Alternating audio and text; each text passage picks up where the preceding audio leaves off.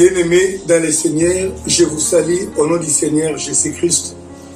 Que la paix et la grâce du Seigneur soient avec vous. Nous sommes revenus en ce jour pour continuer nos leçons des enseignements de base de la vie chrétienne. Il est très important, bien-aimés, que nous soyons enracinés dans la parole du Seigneur afin que nous ne soyons pas emportés par tout vent de doctrine. Tout enfant de Dieu, toute personne qui naît de nouveau est obligé de suivre des enseignements de base afin de grandir, de croître jusqu'à atteindre l'ossature parfaite de Jésus-Christ. Vous savez, on ne naît pas de nouveau adulte, on est un enfant. Alors il faut que les enseignements de base vous soient donnés, que vous l'appliquiez dans votre vie, et alors vous allez croître pour devenir aussi serviteur de Dieu. La Bible dit que c'est pour cette raison que le Seigneur a donné aux uns d'être apôtres, à d'autres docteurs, pasteurs, évangélistes et prophètes, afin de pouvoir former les autres dans le ministère. C'est ce que nous sommes en train de faire. Précédemment, nous avons parlé de la prière. Nous avons dit que la prière est le dialogue de l'homme et Dieu. Le dialogue entre Dieu qui est le Père et l'homme, enfant de Dieu. Étant dialogue, la parole ne peut pas être simplement à sens unique. Sinon, ça ne sera pas un dialogue, ça sera un monologue. Ainsi, aujourd'hui, nous allons parler de la réponse de la prière. Comment écouter Dieu? Parce qu'on peut prier, faire des tonnes de prières. Si l'on n'entend pas Dieu, si l'on n'écoute pas Dieu, on n'a pas de réponse à la prière faite. C'est une action vaine. C'est une action sans bénéfice, sans intérêt. Voilà pourquoi nous sommes en train de parler et d'enseigner sur l'écoute de Dieu. Comment écouter Dieu et comment entendre le Seigneur Dieu, notre Père. J'aimerais que vous compreniez une chose, bien-aimés. Avant toute chose, il y a une voie par excellence. Il y a une voie par laquelle le Seigneur Dieu parle aux hommes. Nous allons le lire dans la Bible, un livre de Hébreux, au chapitre 1er, à partir du premier verset et deuxième verset. Hébreux chapitre 1er, versets 1 et 2. Je lis au nom du Seigneur Jésus-Christ. Après avoir à plusieurs reprises et de plusieurs manières parlé à nos pères par les prophètes, Dieu, dans ces derniers temps, nous a parlé par les fils qu'il a établis héritiers de toutes choses, par lesquelles il a aussi créé le monde. Tenez, soulignez bien cette parole.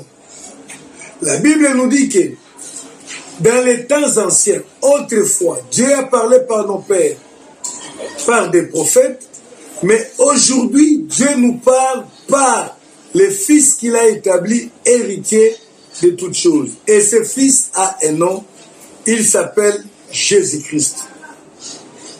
Donc, Dieu nous parle par Jésus-Christ.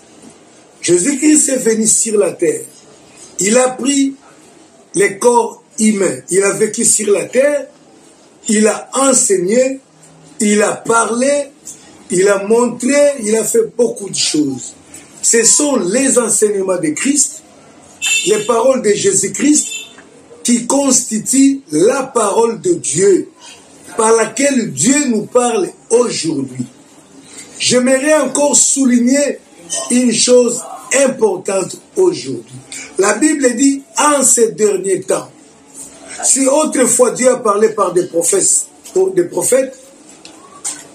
ou qui que ce soit, aujourd'hui, la seule personne, aujourd'hui, au temps de la fin que nous vivons, et je vous dis encore une chose, le temps de la fin a commencé depuis que le Seigneur Jésus-Christ est venu sur la terre. Et c'est la seule personne attitrée qui est appelée les messagers du temps de la fin. Il y a certaines personnes qui s'amusent à appeler leurs prophètes les messagers du temps de la fin. C'est une hérésie. Mais je pense que ce n'est pas seulement une hérésie. Hérésie, ça peut être une faute. Une faute commise sincèrement, mais c'est une séduction. Une séduction, c'est-à-dire produit de l'ennemi, fait par l'ennemi pour séduire et perdre beaucoup de gens, les enfants de Dieu. Dieu parle aujourd'hui par Jésus-Christ. Donc, un prophète, un apôtre ne peut pas s'autoproclamer les messagers du temps de la fin. Les messagers du temps de la fin, c'est Jésus-Christ. Et c'est Jésus-Christ qui donne l'autorité à ses serviteurs. Moi, je suis serviteur de Jésus-Christ. Quand je parle de la parole de Jésus, j'annonce ce que Jésus a dit ou ce que Jésus me dit. Donc je ne m'autoproclame pas le messager du temps de la fin, quel que soit le miracle que je peux faire, car le miracle de l'homme n'impressionne pas Dieu. Je ne m'autoproclame pas le porte-parole, le messager du temps de la fin, car je parle sous mandat de Jésus-Christ. Donc la voie par laquelle Dieu nous parle, c'est Jésus-Christ. Et les enseignements de Jésus-Christ, nous les retrouvons dans la Bible. Ainsi, nous pouvons dire aisément que c'est la Bible, c'est par la Bible que Dieu nous parle, et Dieu nous parlera, il parle aux enfants de Dieu, principalement. Je dis bien principalement par la Bible, parce que il y a aussi secondairement ou tertiairement, il y a aussi plusieurs autres moyens.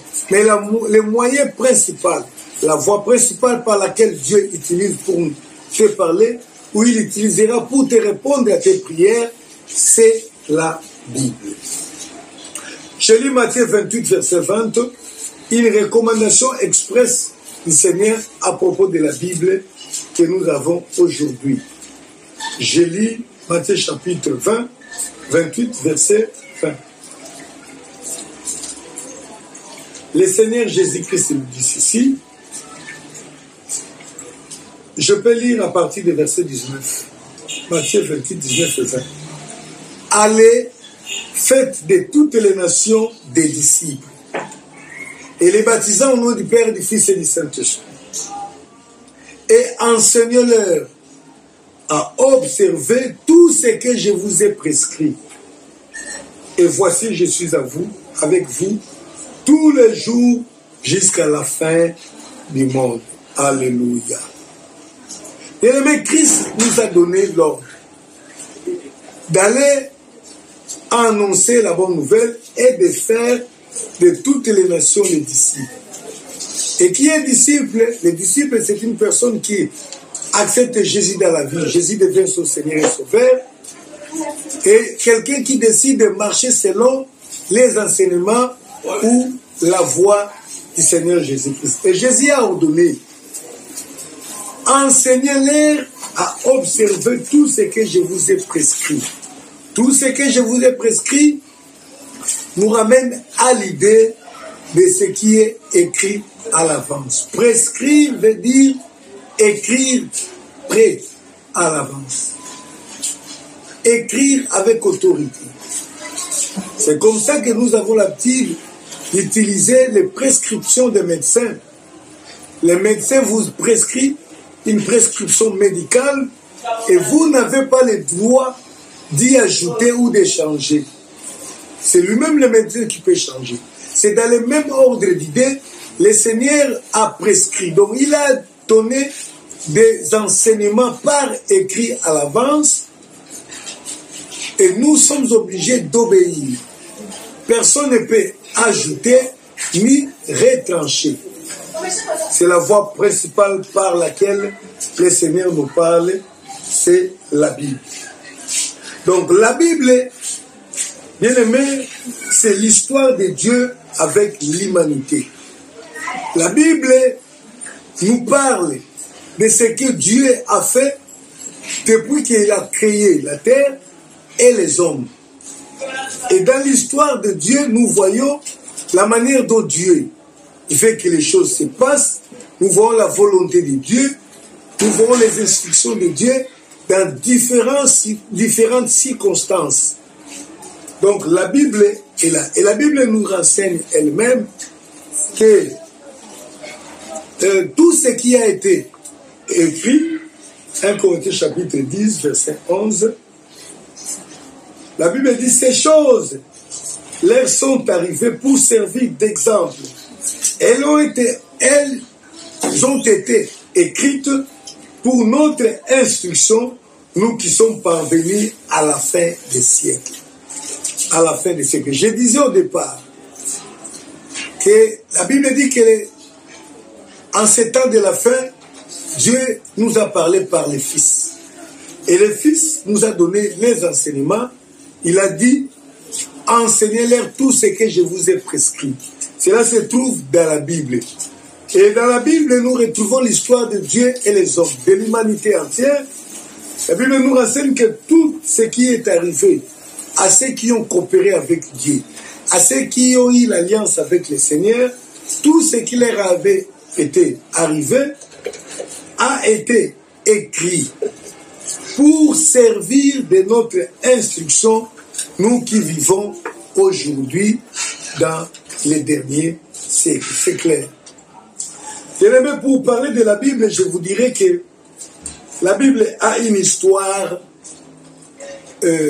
bizarre. C'est-à-dire c'est un livre qui a survécu dans plusieurs tentatives d'anéantissement. La Bible a un seul auteur, qui est le Saint-Esprit, car il est écrit, ce n'est pas par la volonté de l'homme que les gens ont parlé, mais les gens ont prophétisé, poussés par l'Esprit que les gens ont parlé, selon ce que nous révèle Pierre. Les gens ont parlé. Et la Bible que nous utilisons contient 66 livres. Et cette Bible-là, bien aimé, peut avoir de petites nuances parce qu'elle est traduite en plusieurs langues. Dieu ne peut pas nous parler à une seule langue. Au jour de la Pentecôte, lorsque le Saint-Esprit est descendu sur les hommes, ils ont parlé plusieurs langues. Donc Dieu n'écoute pas seulement les Français ou l'arabe comme les dieux de certaines personnes, mais Dieu qui a créé le ciel et la terre peut nous parler dans toutes les langues. C'est ainsi il a parlé et la Bible a été traduite en plusieurs langues. La Bible est le livre le plus traduit, le livre le plus diffusé, le livre le plus lu dans le monde. Et il y a certaines personnes qui disent que la Bible a été falsifiée. Je vous assure que c'est par mauvaise foi. La Bible n'a jamais été falsifiée. Là où peut-être nous dirons qu'elle a été falsifiée, nous avons des textes originaux d'origine, nous pouvons les retrouver.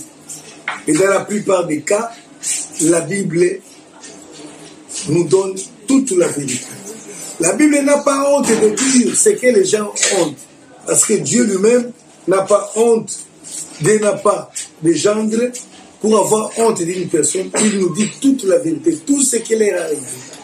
Donc, en lisant la Bible, nous allons voir des choses qui vont nous rappeler l'état dans lequel nous pouvons nous retrouver. J'insiste sur la Bible, la voie principale par laquelle Dieu nous parle.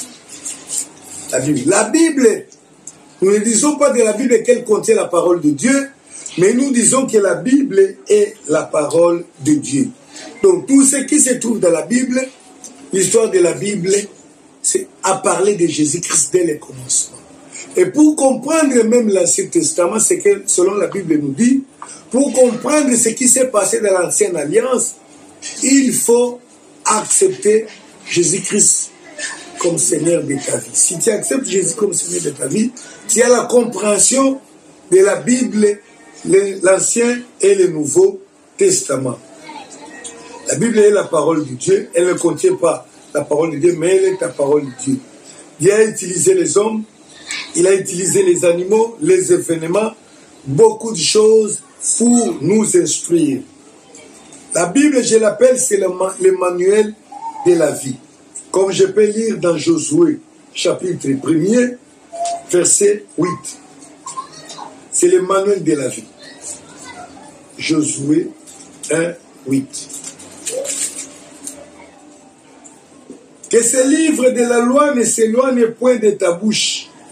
Médite-le jour et nuit pour agir fidèlement selon tout ce qui est écrit. Car c'est alors que tu auras du succès dans tes entreprises. C'est alors que tu réussiras. C'est alors que tu réussiras.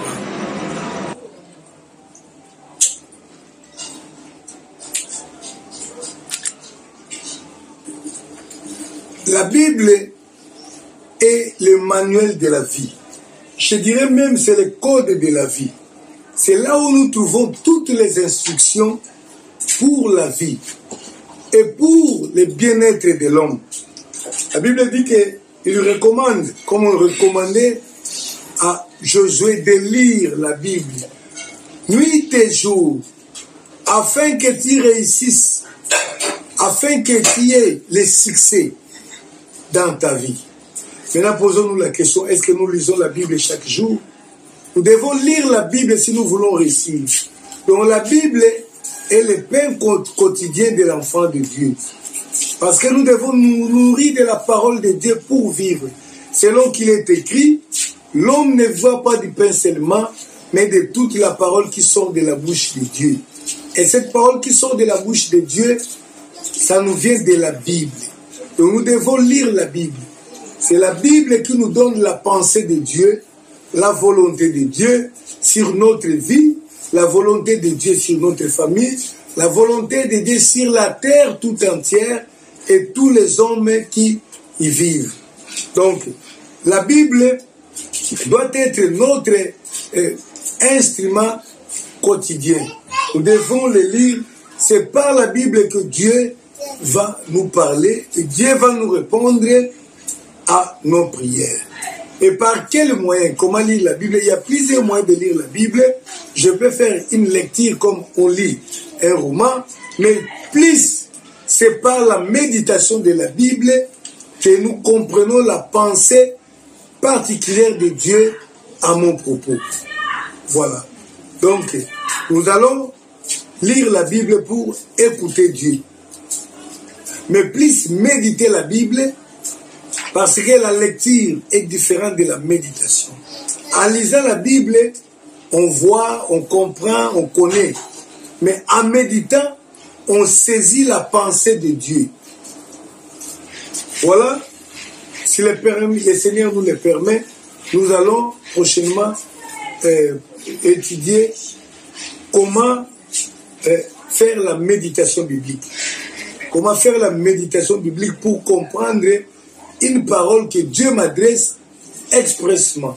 Parce que Dieu parle de plusieurs manières, principalement par sa parole. Et après, si le Seigneur nous accorde toujours le temps, nous parlerons sur plusieurs autres voies par lesquelles Dieu parle. Parce que la Bible dit qu'il parle de plusieurs manières.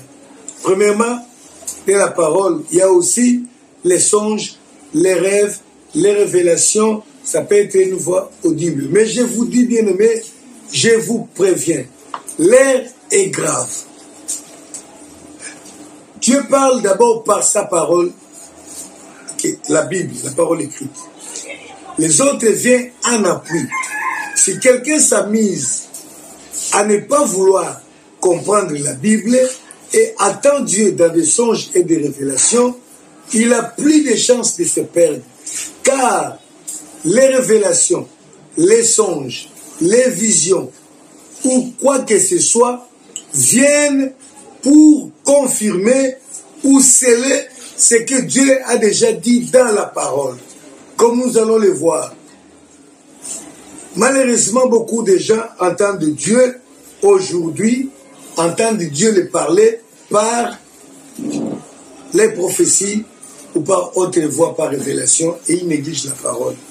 Bien-aimés, il faut comprendre. Dans ce chapitre de comment écouter Dieu, comment recevoir les réponses à la prière, nous avons d'abord parlé de la parole de Dieu, la Bible. Et ensuite, nous parlerons sur comment méditer la Bible. Et enfin, nous allons aussi parler sur comment comprendre les révélations, les songes et autres venant de la part de Dieu. Que le Seigneur vous bénisse. Vous savez déjà comment Dieu, la voie par laquelle Dieu va vous parler, la voie par excellence, c'est la Bible. Il faut lire la Bible chaque jour. Lisez-la, lisez-la. Si vous n'avez pas la Bible, cherchez à en avoir. On ne peut pas être chrétien sans avoir la Bible. La Bible est moins chère que beaucoup d'habits que nous portons. Il faut en avoir. N'attendez pas qu'on t'achète une Bible. Achète la Bible comme tu achètes la nourriture, comme tu achètes tes vêtements. Elle est plus importante que tes vêtements, que tes maisons. Elle est plus importante parce que c'est ta vie qui est cachée. Que le Seigneur nous bénisse, qu'il vous bénisse. Continuez pour suivre les enseignements que nous vous donnons. S'il y a des questions à nous poser, il y a aussi les numéros qui s'affichent là, par lesquels vous pouvez nous atteindre. Appelez-nous sur WhatsApp et nous vous parlerons. Que le Seigneur nous bénisse. Amen.